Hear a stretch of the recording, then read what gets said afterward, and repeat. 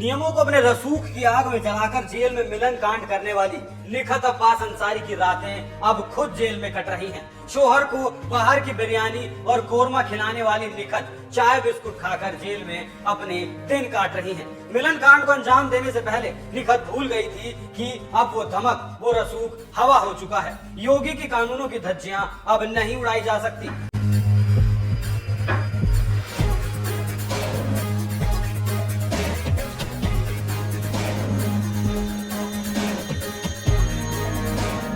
अंसारी परिवार ने सोचा था जैसे पंजाब की रोपड़ जेल में मुख्तार ने कागज के कुछ टुकड़े फेंककर मौज मस्ती काटी थी, यूपी की जेल में अब्बास भी वैसे ही काटेगा।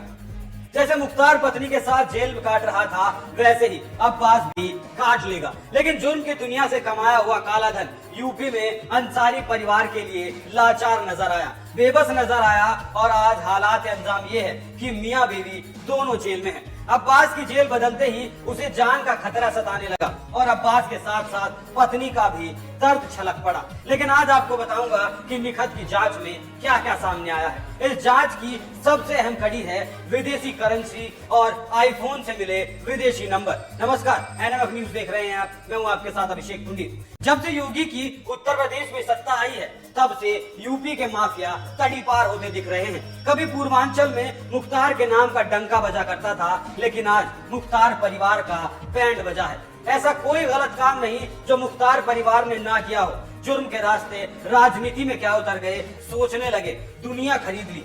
लेकिन इस सपनों की दुनिया पर जब योगी का बुलडोजर चलना शुरू हुआ तो सारी हेकड़ी धरी की धरी रह गई और महलों में रहने वालों का नया पता जेल बन गई। लेकिन इस माफिया परिवार ने जेल को भी महल बनाने के बारे में सोचा और बनाया भी। लेकिन योगी के प्रहार से कब ये महल ताश के पत्तों की तरह ढह गया, अंसारी परिवार समझ नहीं पाया। जो परिवार कभी राज का ताज अपने सर पर सजाता था, आज वो 10 बाई 10 की कोठरी में सड़ रहा है। इस परिवार की पिछली कहानी बताने से पहले सुनिए बेगम की जांच में उसने एसटीएफ के सामने क्या क्या उगला है। चित्रकूट जिला जेल में बंद विधायक अब्बास अंसारी से नियमों के खिलाफ मिलने वाली पत्नी निखत बानो और उसके ड्राइवर नियाज से पूछताछ लगातार जारी है।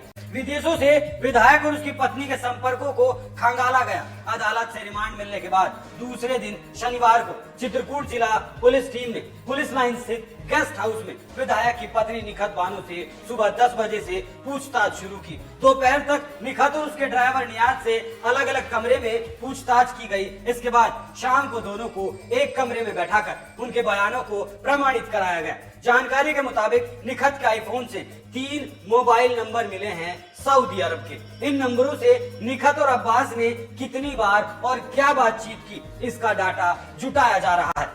माना गया कि जेल में मिलने के दौरान निखत ने विधायक के नंबरों पर शायद बातचीत कराई हो। गौरतलब है कि उसके पास से 10 फरवरी को सऊदी अरब की कुछ करेंसी भी बरामद की गई थी। इसे लेकर जांच एजेंसियां चौकन्नी हैं। इसके जवाब में निखत ने बताया कि उनके परिवार के रिश्तेदार इन देशों में रहते हैं, उनसे हालचाल लेने जैसी बातें की जाती हैं। जेल से अब्बास की बात कराने की जांच अभी की जा रही है। हालांकि जांच एजेंसियों से जुड़े अधिकारियों की माने तो विदेशी नंबर आदि जैसा मामला नहीं है, लेकिन सभी बिंदुओं पर गहन पूछताछ जारी है। जांच एजेंसियों ने नियाज के मोबाइल की बरामदगी तो अभी नहीं की, लेकिन उसके बताए मोबाइल नंबर का डाटा सर्वेलांस के माध्यम से खंगाला जा रहा है। सूत्रों की माने तो इसमें स्थानीय और बाहरी लोगों के संपर्क करने और बाजार में खरीदारी करने की कुछ विशेष जानकारी मिली है। इसी आधार पर जांच टीम ने मददगारों की सूची बनाई। शाम को दोनों को एक कमरे में बैठाकर जानकारी का मिलान कराया गया। कई सवालों के जवाब में दोनों के अलग अलग जवाब होने पर स्पष्टीकरण लिया गया।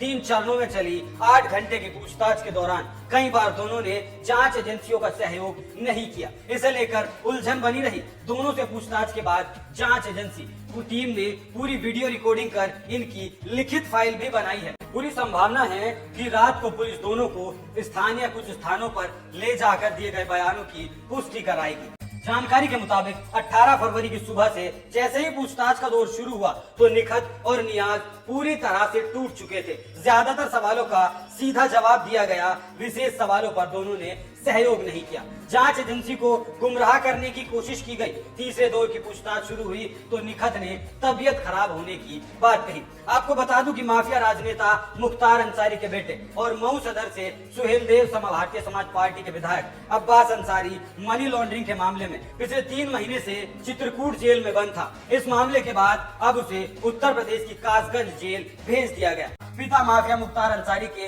रियल एस्टेट के कारोबार, ठेकेदारी और कंस्ट्रक्शन कंपनी को भी वो यहीं से ऑपरेट करता था। मुख्तार परिवार के रसूख के बारे में बताने की जरूरत नहीं है, लेकिन चंद कागज के टुकड़ों के जरिए मुख्तार परिवार ने अधिकारियों के साथ मिलकर जो सारा खेल रचा था वो हवा में उड़ गया, और जो परिंदा जेल को तोड़कर फुर होने के फिराक में था अब वो फिर से योगी की रडार में आ गया। यह मुख्तार परिवार को शासन का फर्क समझना होगा। अब बस बहुत हो चुका। आप इस खबर पर क्या राय रखते हैं हमें कमेंट करके जरूर बताएं।